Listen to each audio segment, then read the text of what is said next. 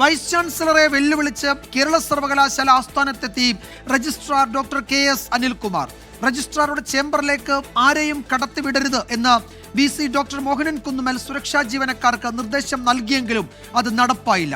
രജിസ്ട്രാർക്കുള്ള ഫയലുകൾ KS അനിൽകുമാറിന് അയക്കരുത് എന്നാണ് VCയുടെ നിർദ്ദേശം. അതിനിടെ രജിസ്ട്രാറുടെ ചുമതല ഡോക്ടർ മിനി കാപ്പന് നൽകി സർവകലാശാല ഉത്തരവിറക്കുകയും ചെയ്തു.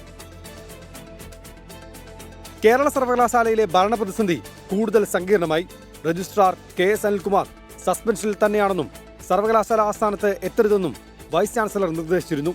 കൂടാതെ രജിസ്ട്രാറുടെ ചേംബറിലേക്ക് ആരെയും കടത്തിവിടരുതെന്ന ഉത്തരവ് സുരക്ഷാ ജീവനക്കാർക്കും വൈസ് ചാൻസലർ നൽകി.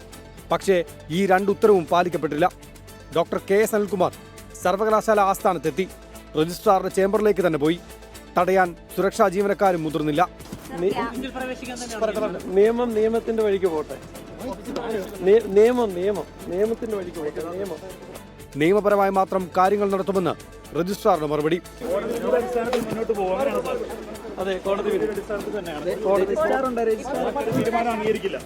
മിനി കാപ്പന് രജിസ്ട്രാറുടെ ചുമതല കഴിഞ്ഞ 7-ാം തീയതി നൽകിയിരുന്നെങ്കിലും ഉത്തരവിറങ്ങിയിരുന്നില്ല.